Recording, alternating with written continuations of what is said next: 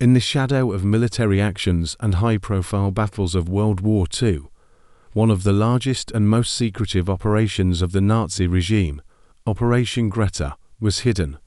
Its goal was incredibly simple, but of colossal importance: the rescue and systematic removal of Nazi treasures, works of art and gold from the captured territories of Europe to secret bunkers.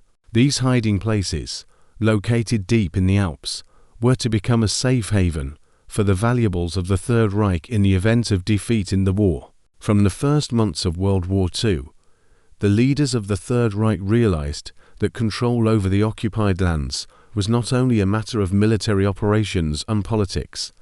It was also a question of enormous material resources. Captured museums, collections of private collectors, valuable archaeological finds, gold from central banks, and the wealth of wealthy industrial dynasties. All this required reliable protection and hidden storage. In Berlin, a decision was made to organize a special operation that would ensure the safety of these assets and make their possible capture by the Allies as difficult as possible.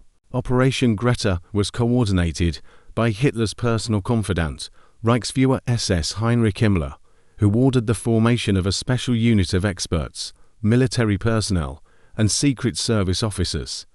The tasks of this unit included collecting, packing, and transporting valuables from different parts of Europe to mountain fortresses previously built for secret military programs.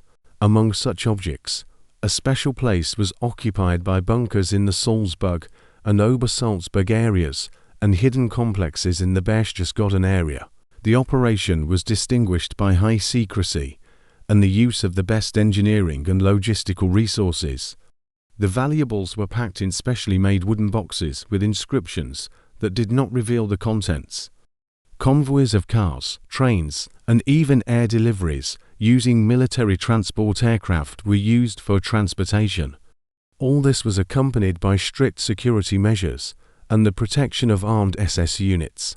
One of the most famous episodes of the operation was the removal of collections from the Louvre in Paris, as well as from Venice and Amsterdam, where thousands of paintings and sculptures were kept, including works by great masters of the Renaissance and Baroque.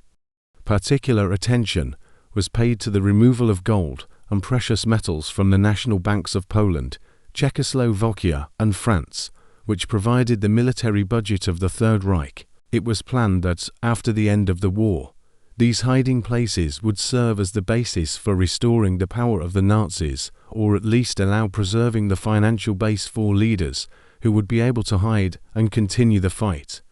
This is why Operation Greta received no less priority than any frontline actions.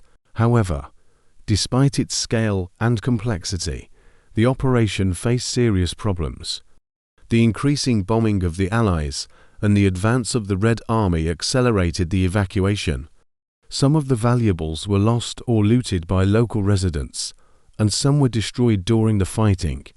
However, a significant portion of the reserves was successfully hidden in numerous bunkers, which the Allies discovered only years after the end of the war. The fate of some of these hiding places is of particular interest. For example, legends circulate about hidden gold reserves that have not yet been found. Researchers and treasure hunters continue to search for abandoned tunnels and storage facilities in the Alps, dreaming of finding forgotten treasures. Operation Greta remains one of the symbols of the Nazi regime's desire to preserve not only power, but also material wealth at any cost, even on the eve of defeat.